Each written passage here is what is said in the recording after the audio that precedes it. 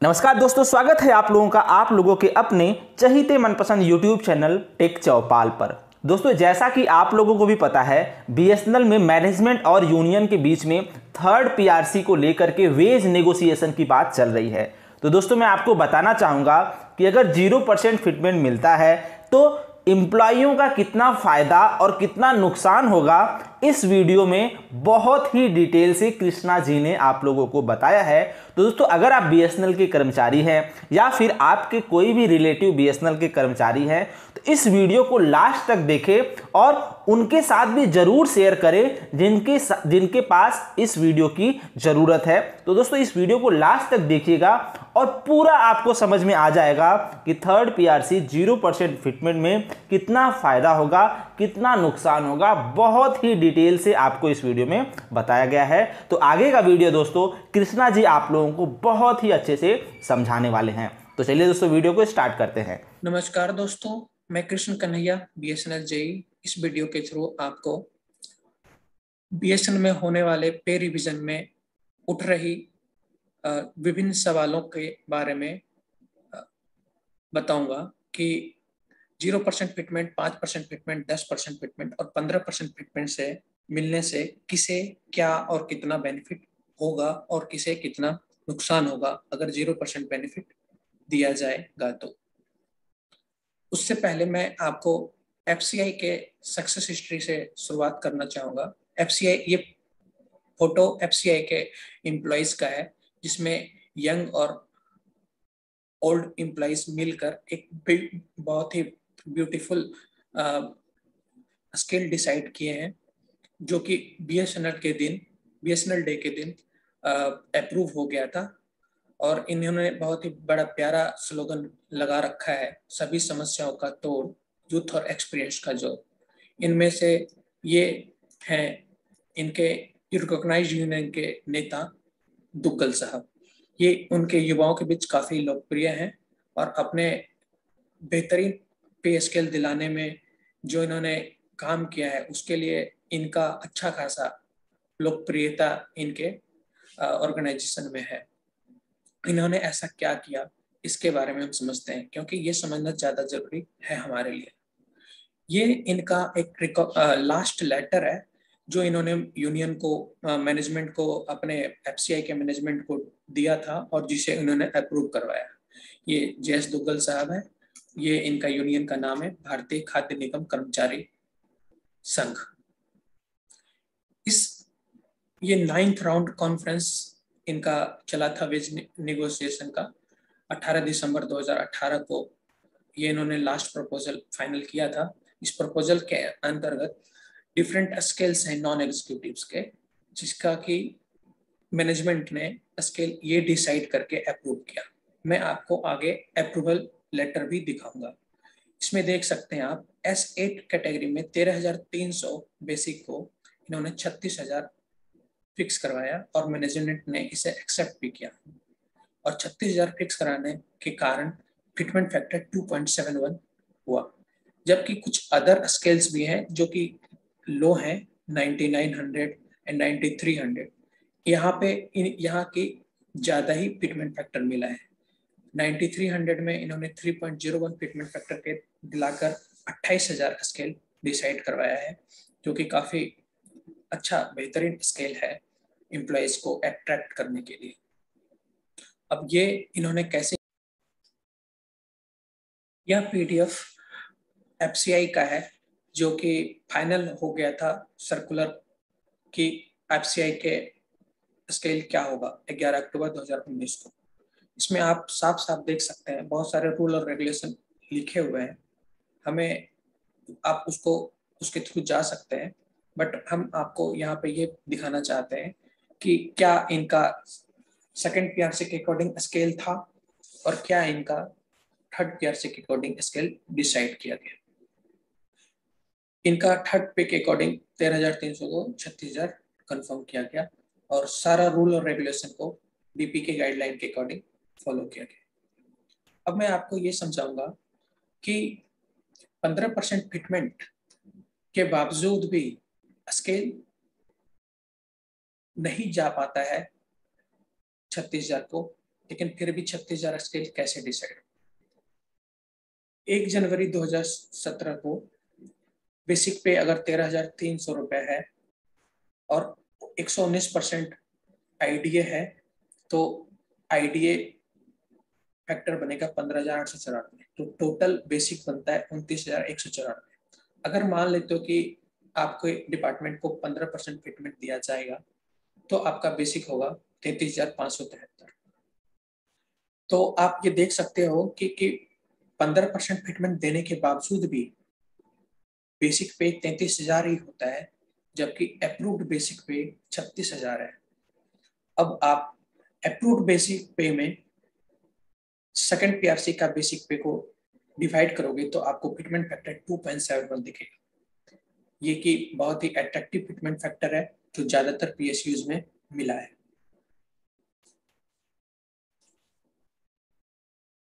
यहां से ये साफ होता है कि फिटमेंट फैक्टर का बेसिक पे से डायरेक्टली रिलेशन है, जबकि फिटमेंट से कोई रिलेशन नहीं। इनिशियल बेसिक से, इनिशियल बेसिक का कोई भी स्केल के लिए स्टार्टिंग बेसिक पे का फिटमेंट फैक्टर से ज्यादा रिलेशन है, ना कि फिटमेंट फैक्टर। फिटमेंट फैक्टर जो है वो वर्किंग एम्प्लॉइज के लिए, जो ऑलरेडी वर्किंग है, जो 3 साल 4 साल से डिपार्टमेंट में वर्क कर रहे हैं, उनके लिए है कि उन्हें फिटमेंट फैक्टर के थ्रू एक्स्ट्रा बेनिफिट देने की कोशिश की जाती है। अगर फिटमेंट नहीं मिलता है तो वो उनका लॉस है कि उन्हें एक्स्ट्रा बेनिफिट, डिपार्टमेंट में पुराना होने का बेनिफिट उन्हें नहीं मिल रहा है। ठीक है, अब हम देखेंगे कि कैसे 2.71 फैक्टर डीपी की गाइडलाइन के अंदर है। ये लेटर डीपी की गाइडलाइन का है, जिसमें कि सारे रूल और रेगुलेशन दिया हुआ है पीआरसी के रिगार्डिंग। और पीएसयू है जो प्रॉफिट मेकिंग है, तो उस पे अगर फाइनेंशियल बर्डन 20% से ज्यादा नहीं हो रहा है उसके प्रॉफिट में, तो उसको 15% फिटमेंट मिलेगा। अगर उसका फाइनेंशियल बर्डन प्रॉफिट का 20 से 30% के बीच लाई कर रहा है तो 10% फिटमेंट मिलेगा। और अगर 30 से 40% मिल रहा है, फाइनेंशियल बर्डन हो रहा है पे रिविजन का, तो उसे 5% फिटमेंट मिलेगा। बीएसएनएल इन तीनों कैटेगरी में नहीं आता है, इसलिए हो सकता है बीएसएनएल को 0% फिटमेंट से ही संतोष करना पड़ जाए। अब मैं इसके बावजूद एक स्टैंडर्ड पे स्केल, जिससे कि कम से कम 10 साल पुराने एम्प्लॉयज को कोई नुकसान नहीं होगा, उसके मेथड्स को के बारे में डिस्कस करूंगा। अब मैं आपको बताऊंगा कि कैसे 13,300 स्केल 36,000 पे कन्वर्ट कर दिया गया। डीपी की गाइडलाइन कहती है कि नॉन एग्जीक्यूटिव का स्केल एग्जीक्यूटिव के स्टार्टिंग स्केल से ज्यादा ना हो। तो अगर एग्जीक्यूटिव का स्केल किसी भी पीएसयू में पहले से फिक्स कर दिया गया है, इवन अगर है तो 40,000 होगा।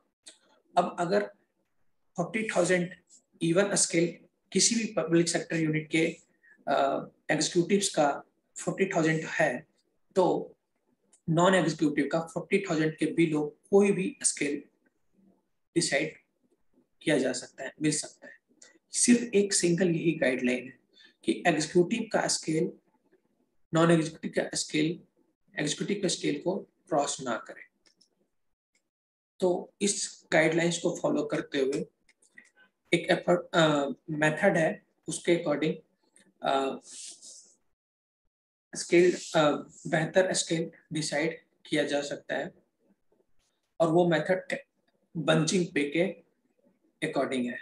बंचिंग पे के अकॉर्डिंग आपको मतलब एक बेहतरीन स्केल विथ मिनिमम कंपनसेशन आपको दिया जा सकता है। और ये बंचिंग पे स्केल क्या है उसको हम समझेंगे। इसके अकॉर्डिंग कहता है कि अगर किसी पीएसयू को 10% या 5% ही फिटमेंट बेनिफिट मिलता है, तो उसको भी एक स्टैंडर्ड पे स्केल बनाने का हक है। और इसके लिए 2 प्रोसीजर है कि there is a possibility of bunching at different grades due to revised basic pay falling short. हो सकता है कि 10%, 5% या 15% फिटमेंट देने के बाद भी जो एक स्टैंडर्ड स्केल है उस स्केल को किसी स्केल के कैंडिडेट्स या एम्प्लॉइज को वो स्केल ना मिले, उस सिचुएशन पे उस एम्प्लॉय का स्केल नए एम्प्लॉय के स्केल से कम ना हो, उसको बचाने के लिए बंचिंग पे का प्रोविजन है। इसके अकॉर्डिंग कहा जाता है कि revised basic pay due to bunching pay in this case could be higher of the following. इस दो मेथड में से जो भी हाई होगा उसके अकॉर्डिंग होगा। पहला कहता है कि difference between the pre revised basic pay and the minimum pre revised basic pay scale को ऐड कर देंगे स्टार्टिंग पे ऑफ रिवाइज्ड पे स्केल। मतलब कि 2008 अगर कोई बंदा 2014 में ज्वाइन किया है और 2017 में उसका 3 इंक्रीमेंट लग चुका है, तो उसका इंक्रीमेंट लगने के बाद जो स्केल है उसका और जो उसका बेसिक स्केल है 13,600, उसका दोनों का डिफरेंस जो भी फिक्स होगा scale non executive junior engineer का, उस स्केल में उस स्केल को डिफरेंस को ऐड कर देंगे तो वो उसका मिनिमम स्टार्टिंग स्केल होगा 1/1/2017। या अगर किसी एम्प्लॉय को 5% या 10% फिटमेंट मिलता है और उसके बाद उसका स्केल क्रॉस कर जाता है उस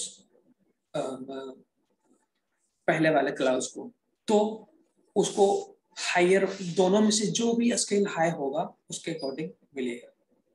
अगर हो सकता है आपको ये बात समझ में नहीं आई हो, लेकिन मैं आगे जो कैलकुलेशन समझाऊंगा उसके अकॉर्डिंग आपको अच्छी तरह से क्लियर हो जाएगा। और उसके बाद मैं आपको एक एक्सेल पे ले जाऊंगा जहाँ के आप इसे आसानी से समझ सकते हैं। डीपी की गाइडलाइन में ये साफ साफ लिखा है कि E6, मान लो कि E6 में कोई एम्प्लॉय है जिसका बेसिक पे 36,600 है सेकंड पीआरसी के अकॉर्डिंग। 36,600 बेसिक, एक साल बाद 37,700, 2 साल बाद 38,840 और 3 साल बाद 40,010 रुपए हो गया है, क्योंकि 3% इंक्रीमेंट का फिक्स रूल है। तो और 120% एज्यूम किया गया है कि मतलब कैलकुलेशन को इजी करने के लिए कि 119% था तो 120% कैलकुलेशन करने के लिए दिया गया है। तो 120% अगर मैं इस बेसिक में मल्टीप्लाई करूं तो ये आता है वैल्यू, और इस दोनों को अगर ऐड कर दें तो ये वैल्यू आता है। अब इसमें 5% फिटमेंट बेनिफिट अगर दें तो इसका 5% मात्र 4,000 रुपया होगा। आप समझ सकते हैं। अब ये 4,000 जो फिटमेंट बेनिफिट है और ये जो बेसिक प्लस डीए की वैल्यू है, उस दोनों को ऐड कर दें तो वैल्यू कुछ ऐसा बनेगा। ऐसे ही जो 2 साल के जिनका 2 साल हो गया होगा उनका ऐसा बनेगा, जिनका 3 साल हो गया होगा E6 कैटेगरी में उनका ऐसा बनेगा, और जिन 4 साल हो गया होगा उनका ऐसा बनेगा। अब इसको अगर राउंड ऑफ कर दें तो इनका स्केल 84,550, 1 साल पुराने वालों को 87,090, 2 साल पुराने वाले को 89,730 और 3 साल पुराने वाले एम्प्लॉय का E6 कैटेगरी में 93,430 होगा। लेकिन डीपी ने जो गाइडलाइन दिया है उसके अकॉर्डिंग E6 की पहले से ही फिक्स कर दी सैलरी कि 90,000 बेसिक होना ही होना है। तो इस सिचुएशन में क्या होगा कि ये किया जाएगा कैलकुलेशन कि अगर एम्प्लॉय का बेसिक पे 36,000 था और वो उसी समय ज्वाइन किया है तो उसको तो कोई इंक्रीमेंट मिला नहीं, तो उसका जो होगा वो 0 होगा। और अगर कोई 1 साल बाद एम्प्लॉय ज्वाइन किया है, 1 साल पहले ज्वाइन किया है, तो उसको 3% इंक्रीमेंट मिल गया होगा, तो उसका बेसिक बन गया होगा 37,700। और उसका प्री रिवाइज्ड बेसिक पे E6 का शुरुआत में हमने डिस्कस किया है, स्टार्टिंग ही इसी से किया कि 36,600, तो उनका डिफरेंस अमाउंट 1,100। अगर कोई एम्प्लॉय है जिसका कि 2 साल हो चुका है तो 38,400 उनका बेसिक है, 38,840, और प्री रिवाइज्ड पे स्केल है 36,600 मिनिमम, तो 22,240 और ऐसे ही 3,410 रुपए हो रहा है। तो नेट डिफरेंस कितना होगा, जो भी नेट डिफरेंस हुआ वो जो स्केल स्टैंडर्ड स्केल डीपी ने तय कर दिया है उसमें उसको ऐड कर देंगे। तो अगर किसी का 90,000 है तो 1 साल पुराने एम्प्लॉय का स्केल 91,000 बनेगा, 2 साल पुराने एम्प्लॉय का स्केल 92,000 बनेगा और 3 साल पुराने एम्प्लॉय का स्केल 93,000 बनेगा।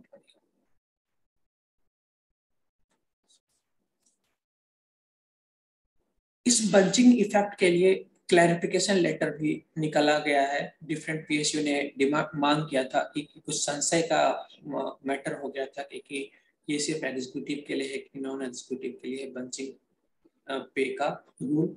तो उसके लिए क्लैरिफिकेशन डीओटी ने उनके रिस्पेक्टिव मिनिस्ट्रीज ने दिया है। उसके अकॉर्डिंग डीपी ने दिया है।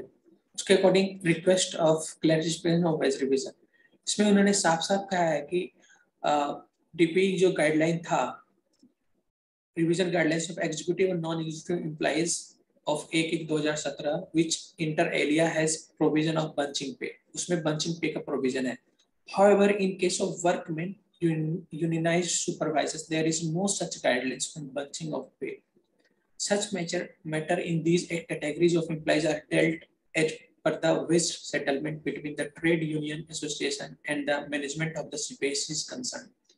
मतलब कि bunching effect क्या डिसीजन यूनियन और करस्पॉन्डिंग मैनेजमेंट के ऊपर होगा। डीपी ने इसके लिए कोई भी स्पेशल नहीं बोला है, लेकिन हाँ सब कुछ तो हम एग्जीक्यूटिव से कंपेयर करते ही हैं। तो हम बंचिंग पे में इसने ये नहीं कहा कि नहीं मिलेगा, इसने कहा कि ये यूनियन और मैनेजमेंट के बीच की डिसीजन है, देना है कैसे देना है नहीं देना है। तो मतलब बंचिंग पे के लिए भी क्लैरिफिकेशन बाद में दे दिया गया था 2019 में दिसंबर। ये पिक्चर है, इसमें एफसीआई के एम्प्लॉइज का है जो कि हमें समझाने की कोशिश कर रहे हैं अपने अपने फ्रेंड्स को कि क्या इफेक्ट होगा बंचिंग का और विदाउट बंचिंग का। तो ये स्केल के बारे में डिस्कशन है इनका कि अगर कोई एम्प्लॉय जो 31/12/2016 से पहले ज्वाइन किया है और उनका स्केल क्या होगा, और जो एम्प्लॉय 31/12/2016 के बाद ज्वाइन किया है उनका स्केल क्या होगा।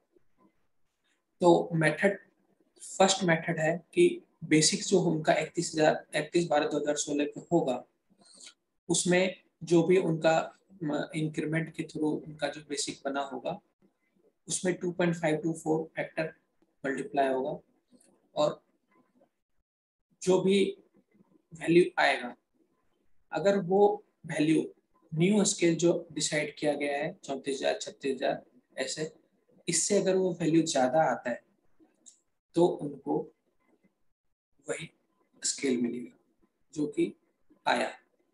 लेकिन अगर उनका स्केल कम आता है तो उनको 36,000 स्केल से ज्यादा मिलेगा, बट कैसे, दूसरे मेथड से। दूसरा मेथड है कि मिनिमम उसका स्केल अगर 36,000 फिक्स कर दिया गया है तो 31/12/2016 को जो उनका इंक्रीमेंट था, इंक्रीमेंट लग के जो स्केल था और जो जिस कैडर में वो वर्क कर रहे हैं उसका, दोनों का डिफरेंस उस स्केल में अगर हम ऐड कर दें तो उनका new revised pay scale corresponding employee का होगा। यही मेथड्स वहाँ पे एफसीआई में फॉलो किया गया। एफसीआई ने हर डिपार्टमेंट में जहाँ पे भी पे रिविजन हुआ। ये एक अनदर पोस्ट है जिसमें बंचिंग इफेक्ट के बारे में बताया जा रहा है कि अगर 15% पेमेंट मिलने के बाद भी अगर किसी का स्केल लेस देन होता है प्रेजेंट इनिशियल स्केल से, रिवाइज स्केल से, तो उसका स्केल तो बेसिक पे जो जो डिसाइड किया गया है उसमें ऐड कर देंगे बंचिंग इफेक्ट वाला स्केल, तो उनका नया स्केल बन जाए। अब हम इस एक्सेल के थ्रू समझने की कोशिश करेंगे कि कोई जेई है जिसका बेसिक 13,600 है, उसको क्या बेनिफिट हो, उसका क्या स्केल होगा आफ्टर पे रिविजन विथ 0% फिटमेंट। एज्यूम करेंगे कि कोई जेई है जो 2016 से पहले ज्वाइन किया 15 में, जो 2015 में ज्वाइन किए होंगे उनको एक 3% इंक्रीमेंट मिला होगा। 2016 में पे रिविजन हुआ है तो उनको 3% इंक्रीमेंट मिलेगा, तो उनका बेसिक होगा 14,000। कोई बैच होंगे जो 2014 में ज्वाइन किए होंगे तो उनको 2 इंक्रीमेंट मिला होगा, इसलिए उनका बेसिक पे बनेगा 14,430। कोई एम्प्लॉय होंगे जो 2013 में ज्वाइन किए होंगे, उनको 3 इंक्रीमेंट मिलेगा और उनका बेसिक बनेगा 14,863। 3% इंक्रीमेंट लेके ऐसे ही 100। अगर कोई है एम्प्लॉय जो 2006 में ज्वाइन किए हैं तो उनका इंक्रीमेंट लग के 18,310 रुपया 31/12/2016 को बेसिक बन रहा होगा।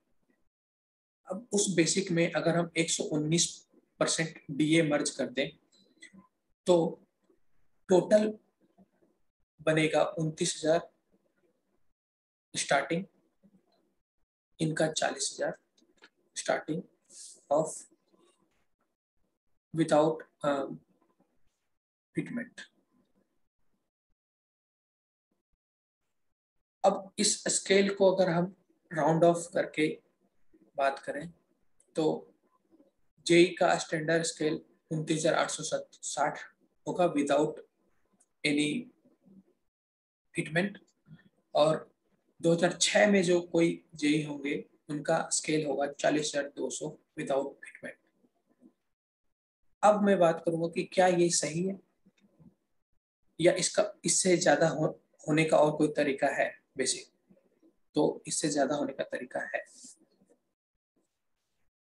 अगर कोई जेई है, अगर हमारा बेसिक 36,000 फिक्स कर दिया जाता है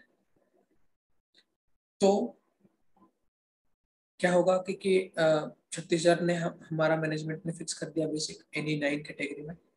तो अब क्या होगा कि जो 2015 में आए होंगे उनको एक इंक्रीमेंट मिला होगा, और एक इंक्रीमेंट मिलने के कारण उनका बेसिक हो गया 14,010।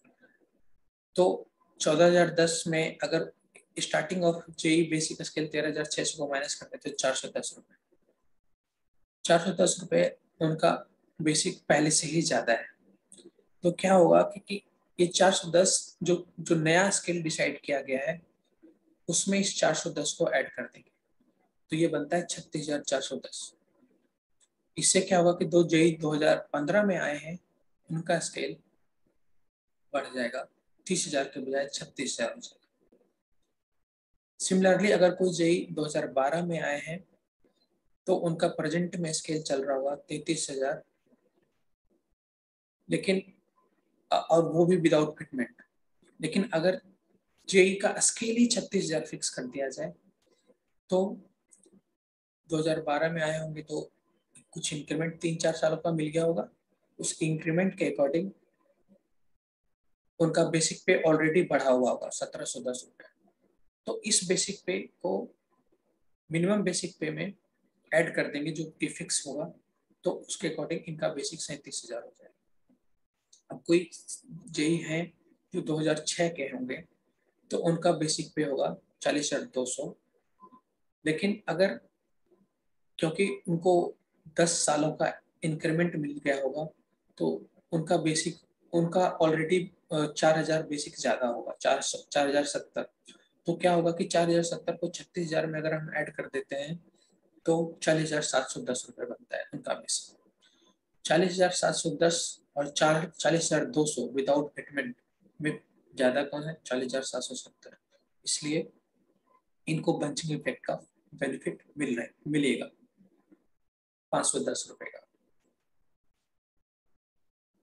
लेकिन इस इफेक्ट के कारण ज्यादा बेनिफिट नए एम्प्लॉइज जो कि 2017 में ज्वाइन करेंगे या उसके बाद जितने भी एम्प्लॉय ज्वाइन करेंगे उनको बेनिफिट ज्यादा होगा। पुराने वाले के रिस्पेक्ट, लेकिन हाँ पुराने वाले का बेसिक हमेशा नए वालों से ज़्यादा ही होगा। अब हम एज्यूम करते हैं कि ये फिटमेंट सॉरी ये बेसिक और ज़्यादा डिसाइड करते हैं 37,500। अगर इस बेसिक को हम 37,500 रखेंगे तो आप देखोगे कि फिटमेंट ना मिले, 0% फिटमेंट मिले तो बेसिक फिक्स हो गया 40,200 ही है। 11 साल पुराने हैं डिपार्टमेंट में और उनका बेसिक 40,200 ही है। लेकिन अगर नया बेसिक एनी 9 का 37,500 फिक्स कर दिया जाए तो उसके अकॉर्डिंग इनका बेसिक 2,000 एक्स्ट्रा बनेगा, 42,200 रुपए, 2,000 एक्स्ट्रा। मतलब जितना ज्यादा बेसिक फिक्स होगा जेई का उतना बेनिफिट होगा व्हेन 0% फिटमेंट दिया जाए।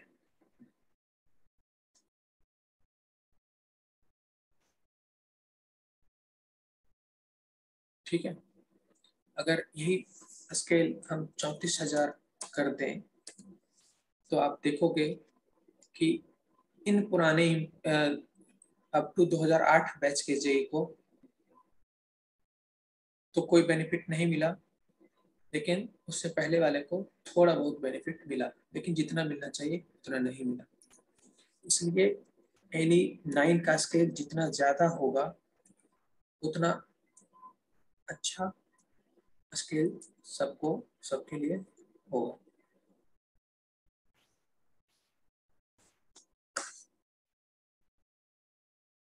अब मैं जेई का एनी 9 का स्केल 37,500 फाइनल करके बाकी का सारा कैलकुलेशन करूंगा। 37,500 अगर हमने जेई के बेसिक रखा तो आप देखोगे कि 2007 बैच के जो एम्प्लॉइज हैं जिनको आज तक एक भी पीआरसी बेनिफिट नहीं मिला है उनको उनका स्केल कुछ इस तरह बनेगा 41,670। तो फिटमेंट 0% है तो उनका बेसिक था 39,000, लेकिन बंचिंग इफेक्ट के कारण ये स्केल इसमें ऐड हो जाएगा 37,500 में, तो 26,660 रुपए का बेनिफिट होगा 2007 बैच के जेईस को भी, इवन विदाउट 0% फिटमेंट। अब मैं इस वैल्यूज को 0% फिटमेंट के वैल्यूज को मैं 5% फिटमेंट के वैल्यूज से कंपेयर करूंगा। इस वैल्यूज को मैं 5% के वैल्यूज से कंपेयर करूंगा। तो मैंने पीछे से 0% वैल्यूज को यहाँ पे ले आया है कॉपी करके। आप यहाँ पे देख सकते हैं कि फिर और एनी 9 का स्केल हमने 37,500 फिक्स कर दिया। बस हम आपको अब ये एक्सप्लेन करेंगे कि अगर 5% फिटमेंट मिलता है बीएसएनएल के एम्प्लॉइज को तो 2007 बैच के जो एम्प्लॉइज हैं उनका स्केल होगा 40,960 के आसपास।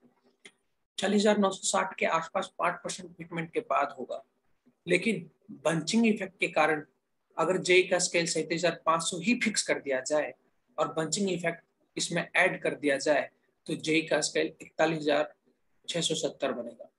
मतलब 5% फिटमेंट के बेनिफिट का कोई रोल नहीं है जेई के स्केल को हाई बनाने में, क्योंकि बंचिंग इफेक्ट ऑलरेडी इसमें ऐड होके 37,500 में ऐड होके 41,670 हो गया है, जो कि 5% फिटमेंट के बाद के स्केल से भी ज्यादा ही है। और 0% फिटमेंट पे भी हमने देखा था कि स्केल 41,670 ही आया है। इसलिए 2007 बैच के लिए 0% फिटमेंट हो या 5% फिटमेंट हो उनका स्केल बंचिंग इफेक्ट में ज्यादा बढ़ रहा है, ना कि फिटमेंट के अकॉर्डिंग। मैं 10% फिटमेंट की बात करूंगा। 10% फिटमेंट के अकॉर्डिंग आप देख सकते हैं कि जो 2007 बैच के जेईज है उनका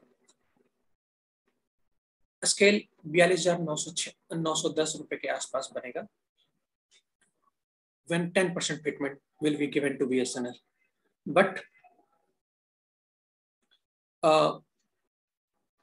बंचिंग इफेक्ट के कारण 5% और 10% का स्केल तो हमने भी कैलकुलेट किया कि सेम ही है, तो 42,910 रुपए अगर फिटमेंट मिलता है तो 2007 के बैच तक के जेईस को बेनिफिट होगा 10% का। 5% तक का कोई बेनिफिट नहीं हो रहा है 2007 बैच के जेई को। अब मैं 15% फिटमेंट की बात करूंगा। 15% फिटमेंट अगर दिया जाता है तो जेई का स्केल 44,860 होगा, जो कि NE9 के स्केल 37,500 को फिक्स करने के बाद जो बन रहा है 41,677 उससे ज्यादा है। इसलिए क्योंकि इनको 15% फिटमेंट का बेनिफिट मिल गया है 44,860, इसलिए यही इनका बेसिक होगा। लेकिन क्योंकि 15% फिटमेंट नहीं मिलेगा BSN के एम्प्लॉइज को, इसलिए इन्हें नुकसान होगा 2007 बैच के जेईस को। और वो नुकसान कितना होगा तो अब हम ये समझेंगे। अभी तक हमने कैलकुलेट किया कि 2007 बैच के जेईस हैं और अगर उन्हें 10% फिटमेंट मिलता है तो उनका स्केल होता है 42,910, और जबकि 15% फिटमेंट मिलता है तो उनका स्केल होता है 44,860। तो इनको 2,000 रुपए का नुकसान है स्केल में। और अगर वो 5% और 0% फिटमेंट मिल रहा हो लेकिन तो इनका स्केल 40,960 बन रहा है, जो कि ऑलरेडी ज्यादा है। इसमें इनका अगर 15% फिटमेंट से कंपेयर करें तो इनको 4190 रुपए का लॉस है, 4,000 रुपए का लॉस है। 2007 बैच के जेईस हैं उनको अगर 15% फिटमेंट नहीं मिलता है तो। जबकि 15% फिटमेंट मिलेगा तो थोड़ा सा बेनिफिट 2011 तक के बैच वाले जेईस को हो जाएगा, क्योंकि उनका स्केल 39,810 बन रहा है, जबकि बंचिंग इफेक्ट के कारण स्केल मात्र 38,000 बन रहा है। 1,000 रुपए का उनको 15% फिटमेंट ना मिलने के कारण नुकसान होगा। लेकिन अगर 5% या 10% फिटमेंट की बात होगी तो अप टू 2011 बैच के जेईस को कोई नुकसान नहीं है, फिटमेंट मिले या ना मिले।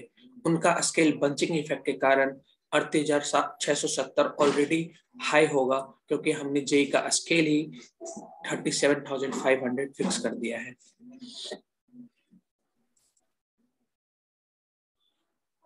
अब 4,000 का जो नुकसान है 15% फिटमेंट ना मिलने के कारण 2007 बैच के जेईस को, वो नुकसान तो उनको कंपनी लॉस में है इसके कारण सहना पड़ सकता है अगर फिटमेंट बेनिफिट 15% नहीं दिया जाएगा। और ये 4,000 का नुकसान छोटा मोटा नुकसान तो नहीं है, क्योंकि इस पे HRA और नए DA सारा मल्टीप्लाई होगा तो एक और मतलब ये फैक्टर मल्टीप्लाई होता जाएगा, ये नुकसान मल्टीप्लाई होता जाएगा 2007 बैच के जेईस को अगर उन्हें 15% फिटमेंट नहीं मिलता है। और ऐसा ही सिर्फ 2007 बैच के जेईस को ही नहीं, कोई भी एम्प्लॉइज जो 2007 या उससे बैच के हैं और उन्हें आज तक कोई पे रिविजन नहीं मिला है, तो उनको या पुराने एम्प्लॉइज जो भी हैं जिनको सेकंड PRC बेनिफिट मिला है लेकिन थर्ड PRC में कोई बेनिफिट नहीं मिल रहा है फिटमेंट का, तो उन्हें ये नुकसान होगा। लेकिन 2011 बैच तक के जेईस को कोई नुकसान नहीं होगा अगर NE9 स्केल ही 37,500 फिक्स कर दिया जाए। तो फिटमेंट 0 हो, 5 हो या 10 हो, बंचिंग इफेक्ट कारण इनका स्केल ऑलरेडी हाई होगा, तो इन्हें फिटमेंट से कोई लेना देना नहीं होगा। अब मैं बात करूंगा AUAB का प्रपोजल लेटर जो 2008 में दिया गया था मैनेजमेंट को, नॉन एग्जीक्यूटिव का स्केल डिसाइड करके, जब फर्स्ट टाइम हमारा नेगोशिएशन चल रहा था तब, जिसमें general secretary PA Abhimanyu and Chandreshwar Singh ji का है साइन किया हुआ। इसमें आप देख सकते हैं कि NE9 का स्केल 34,330 फिक्स किया गया है, जो कि कम है।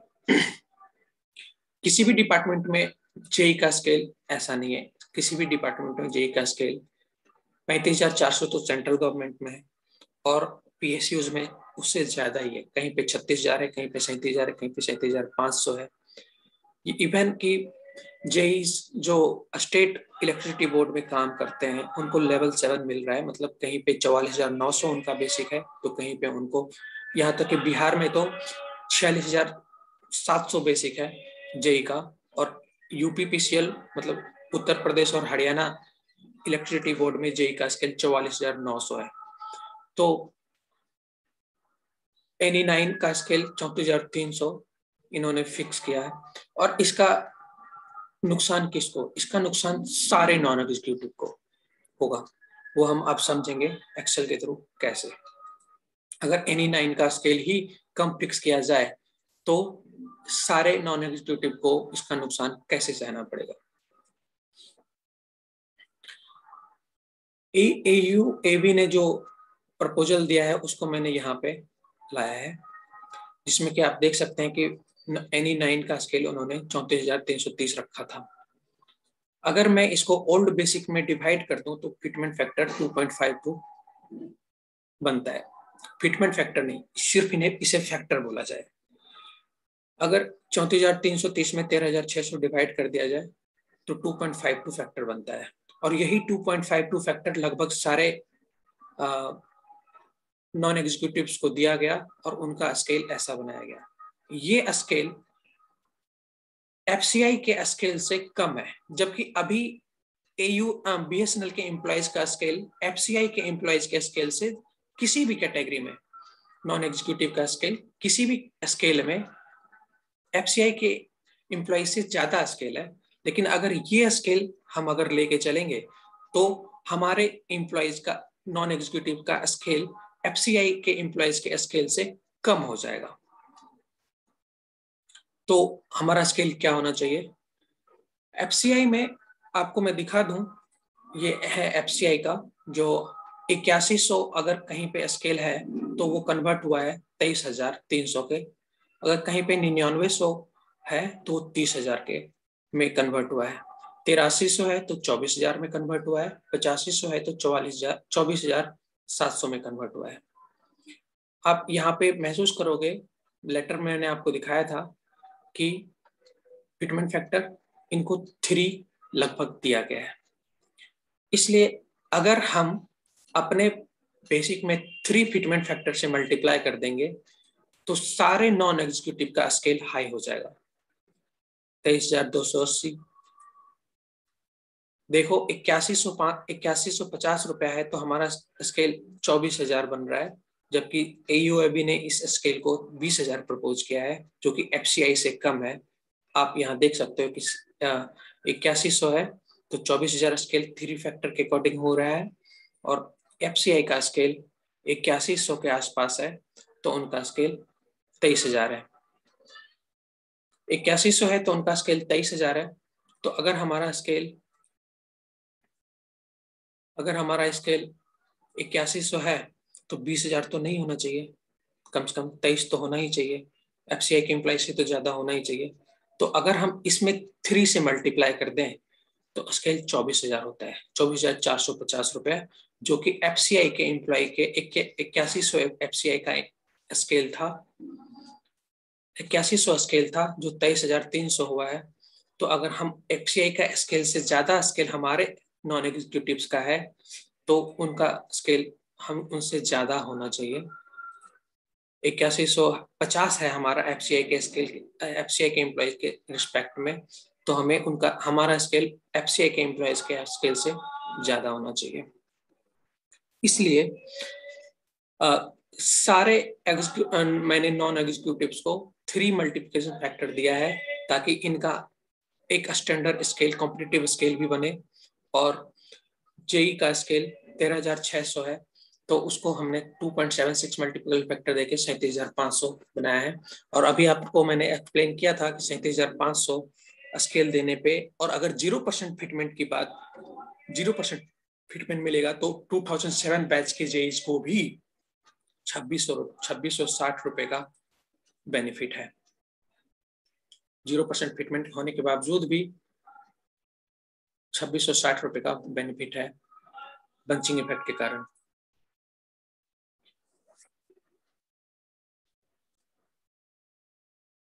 अपर लिमिट जो AU AB ने प्रपोज किया है वो उससे हम सहमत हैं कि नॉन एग्जीक्यूटिव्स का अपर लिमिट जो उनका कैलकुलेशन है वो अच्छा है, उसमें कोई दिक्कत नहीं है। लेकिन लोअर लिमिट में वो कंजूसी कर दिए हैं, उन्होंने 2.52 फैक्टर डिसाइड किया है, ये गलत है क्योंकि ऐसा कोई रूल नहीं है कि फैक्टर 2.5 हो। फैक्टर सेंट्रल गवर्नमेंट में 2.62 दिया गया है और स्टेट PSUs में सारे PSUs में कहीं पे 3 और कहीं पे 2.7 और इससे कम कहीं पे स्केल नहीं दिया गया है, क्योंकि सिर्फ एक रूल है, नॉन एग्जीक्यूटिव का इनिशियल स्केल फिटमेंट पे डिपेंड नहीं करता है। जो 5%, 10%, 15% फिटमेंट की बात कर रहे हैं, इनिशियल स्केल फिटमेंट पे डिपेंड नहीं करता है। इनिशियल स्केल डिपेंड करता है, सिर्फ एक रूल है DPE का कि एग्जीक्यूटिव के स्केल से नॉन एग्जीक्यूटिव का स्केल ज्यादा नहीं हो। तो एग्जीक्यूटिव का minimum scale E1 category E1 में 40,000 है, तो 40,000 को हमें क्रॉस नहीं करना है। तो हमने इस फिटमेंट फैक्टर को इस प्रकार एडजस्ट किया है। ये वाला फैक्टर भी AU AB का सही है कि इन्होंने नॉन एग्जीक्यूटिव के स्केल को क्रॉस नहीं एग्जीक्यूटिव के स्केल को क्रॉस नहीं किया है, 40,000 को क्रॉस नहीं किया है। लेकिन हमारा स्केल इन्होंने 34,000 बना दिया, जिसके कारण कि इन सारे एम्प्लॉयज का स्केल कम कम बना। इसलिए हमारा स्केल जितना ज्यादा बनेगा उतना ज्यादा बेनिफिट हमसे सारे नीचे वाले नॉन एग्जीक्यूटिव स्टाफ्स को मिलेंगे। मैंने यहाँ पे लिखा भी है कि it can be any value below executive scale in any sequence for any scale. किसी भी एनी स्केल में, किसी भी सीक्वेंस में स्केल बनाया जा सकता है, कोई भी वैल्यू स्केल दिया जा सकता है, बस सिर्फ वो स्केल की वैल्यू एग्जीक्यूटिव के E1 के स्केल से कम होना चाहिए। इसलिए हमने ये फैक्टर प्रपोज किया है जिसको कि AU AB को एक्सेप्ट करना चाहिए और यही फैक्टर को फाइनलाइज करना चाहिए मैनेजमेंट के साथ डिस्कस करके। और इसका बेनिफिट सबको होगा। अगर ये स्केल डिसाइड होता है तो एक कॉम्पिटिटिव स्केल होगा हर डिपार्टमेंट के रिस्पेक्ट में। साथ के साथ ये लॉन्ग टर्म बेनिफिट के लिए है कि अगर इंक्रीमेंट का जो मेथड है कि 3% इंक्रीमेंट लगता जाता है, वो इंक्रीमेंट इसके रिस्पेक्ट में ज्यादा मल्टीप्लाई होगा, क्योंकि स्केल ज्यादा है तो इंक्रीमेंट भी ज्यादा मिलेगा, चाहे वो any1 कैटेगरी के एम्प्लॉयज हो या any2 कैटेगरी के एम्प्लॉयज हो या any5 कैटेगरी के एम्प्लॉयज हो या any9 के हो या any12 के हो। इसलिए minimum scale as much high as should be, क्योंकि ये बस एग्जीक्यूटिव को क्रॉस नहीं होना चाहिए, यही सिर्फ रूल है।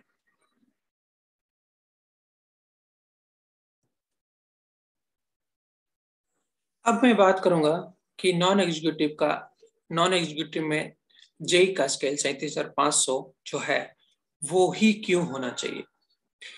ये एक स्टैंडर्ड स्केल है, हर PSU में दिया जा रहा है। सबसे पहली बात कि स्केल के अलावे जो प्रॉफिट मेकिंग PSU है वहां पे अदर बेनिफिट्स भी हैं, पर्क्स हैं, बहुत सारे अलाउंसेज हैं, लेकिन BSNL में कोई भी इस तरह की चीजें नहीं मिल रही। तो स्केल हमारा कम तो नहीं होना चाहिए किसी भी एंगल से, क्योंकि स्केल के साथ साथ अदर कोई बेनिफिट हमें नहीं मिल रहा है, जो कि परफॉर्मेंस बेस्ड बेनिफिट हो या बहुत सारे अलाउंसेज हैं दूसरे डिपार्टमेंट में जो दिया जा रहा है, जो प्रॉफिट मेकिंग PSUs हैं वहां पे, लेकिन हमें नहीं है। तो हमारा स्केल तो मिनिमम 37,500 हो ही, और इसका बेनिफिट तो सबको है, आप देख ही रहे हो सबका स्केल ज्यादा हो रहा है। साथ के साथ अब मैं कुछ और बातों की डिस्कस करूंगा कि क्यों जेई का स्केल ज्यादा हो। जूनियर इंजीनियर अब ऑल इंडिया कैडर से रिक्रूट होने लगा है, जिसमें कि ऑल इंडिया कॉम्पिटिटिव एग्जाम के थ्रू जेईस की रिक्रूटमेंट होती है, जिसमें हाईली क्वालिफाइड इंजीनियर्स भी पार्टिसिपेट करते हैं। तो अगर उनको स्केल यहाँ पे कम मिलेगा तो वो हमेशा कंपनी को छोड़ देंगे या कंपनी ज्वाइन ही नहीं करेंगे जो मेरिटोरियस या ज्यादा इंटेलिजेंट कैंडिडेट होंगे। अगर हमारा स्केल कम रहता है 30,000, 32,000, 33,000, 34,000 तक ही अगर फाइनल कर दिया जाता है तो ज्यादा कैंडिडेट ज़्यादा अच्छा कैंडिडेट BSNL ज्वाइन नहीं करेगा, वो कोई और डिपार्टमेंट ज्वाइन करेगा। इसलिए NE9 का स्केल ज़्यादा होना चाहिए। दूसरा, हम ऑर्गेनाइजेशन के बैकबोन है। ऑर्गेनाइजेशन में हर तरह का जिम्मेदारी, हर तरह का बड़ा बड़ा काम जेई ने अपने कंधों पे उठा रखा है। जेई आज अकेला वर्किंग कैडर है, जो कि नॉन एग्जीक्यूटिव में जो हर तरह के रिस्पॉन्सिबिलिटीज को हैंडल कर रहा है as per the latest technology. जो भी लेटेस्ट टेक्नोलॉजी है उसको। अब मैं ये बोलूंगा कि जेई का स्केल ज्यादा, और मतलब मैं बहुत सारे पॉइंट्स की बात करूंगा कि जेई का स्केल ज्यादा क्यों होना चाहिए, जो कि जस्टिफाइड है। दूसरा रीजन है कि जो भी यहाँ पे जेईज वर्किंग है वो मन से काम नहीं कर रहे हैं, वो हमेशा प्रेशर में है, उनका सैलरी बहुत ही कम है। यहाँ की क्लर्क लेवल के जॉब जो कर रहे हैं दूसरे डिपार्टमेंट में, वहाँ पे क्लर्क का जॉब भी, क्लर्क को भी पैसा ज्यादा है हमारे से। मतलब हमने इतना पढ़ के इतना सब कुछ करने के बावजूद भी हमारा स्केल कम है, इसलिए ज्यादातर जेई दूसरे एग्जाम की तैयारी करके स्विच कर रहे हैं। और यहाँ तक कि मैं गर्व से कहना चाहता हूँ कि हमारे जेई सीनियर साइंटिस्ट से लेके मैनेजर से लेके हर तरह के पोस्ट पे स्विच कर चुके हैं बहुत सारे। तो टैलेंट की कमी नहीं है नए आने वाले बच्चों में।